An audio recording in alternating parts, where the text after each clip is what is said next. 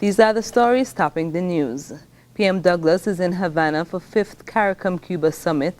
Officials in Trinidad have deported illegal immigrants to Africa, and Filipinos are now waiting to return home after a typhoon hit the region. Good afternoon and welcome to ZIZ Midday Newscast for Monday, 8th December 2014. I'm Carla Berridge. Now the news in detail. St. Kitts and Nevis's Prime Minister, the Right Honorable Dr. Denzil Douglas, is among Caribbean leaders in Havana, Cuba, for a summit between Cuba and the 15-member Caribbean community CARICOM. The 5th Cuba CARICOM Summit, which takes place today, Monday, has several issues including trade, investment, and education ties on the agenda. It was preceded on Sunday by a meeting of the region's foreign ministers. In addition to deepening investment and trade ties, the summit aims at strengthening a broad range of Cuba CARICOM cooperation initiatives related to education, health, poverty reduction, culture, sports, and climate change. The first Cuba CARICOM summit took place on December 8, 2002. Dorset Village resident Caliana D'Souza is the new Miss Washington Archibald High School Queen. D'Souza, along with 6 other teenage beauties, put on a spectacular show for an appreciative audience last evening. In addition to this year's title, D'Souza copped the award for Best Introductory Speech and Miss School Spirit. She, along with first runner-up Janisha Huggins, shared the Best Talent Award.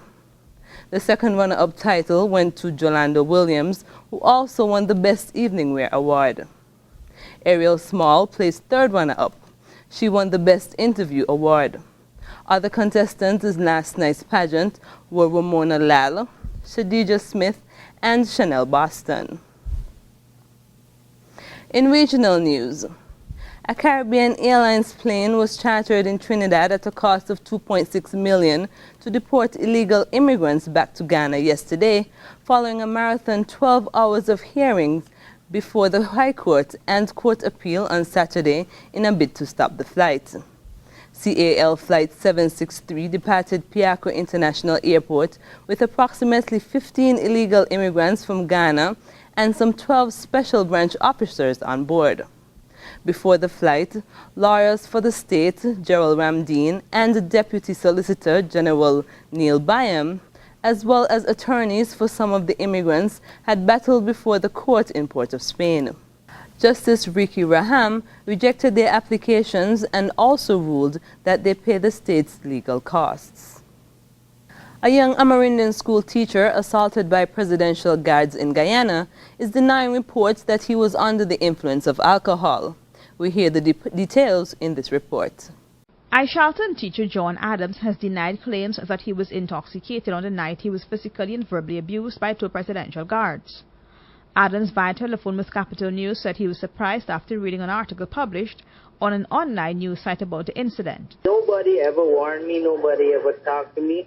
There were other people, and I got to understand that there was indeed one person by the name of Andrew Winter who they had to tell to leave because he was under the influence of alcohol, and that wasn't me.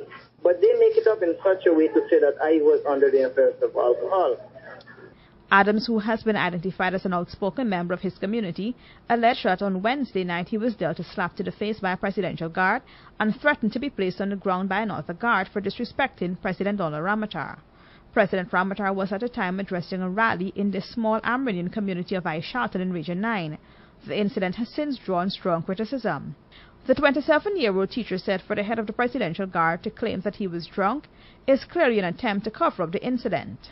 At the end of the meeting, then these 2 tall guys came up to me and gave me the slap, as I told you yesterday. It was after the meeting, immediately after the meeting, they came to me. Adams has since filed a report with the police and submitted the medical certificates confirming his injury. Adams, a father of 2, said he has no intention of filing a report with regional officials as they are staunch supporters of the ruling People's Progressive Party. Reporting for Capital News, I for Wharton. Internationally, Kenya's police squads have admitted for the first time to carrying out extrajudicial killings. Speaking to Al Jazeera's investigative unit, the officers discussed their involvement in the Kenyan government's assassination program targeting suspected Muslim radicals. Britain and the U.S. have provided millions of dollars to Kenya's police, and officers claim Western security agencies know about the killings, allegations that have been denied. Al Jazeera's Simon Bozeman reports from Nairobi. This is the body of Makaburi, one of 21 suspected radical Muslims allegedly gunned down by Kenya's police since 2012. Makaburi predicted his death when I met him last year. I'm the one who is being terrorized. My life is the one which is in danger. Al Jazeera's investigative unit has spoken exclusively to the police hitmen involved in the extrajudicial killings. We verified that they were members of Kenya's counter-terrorism units, and we agreed to conceal their identities. Makaburu was killed by the police.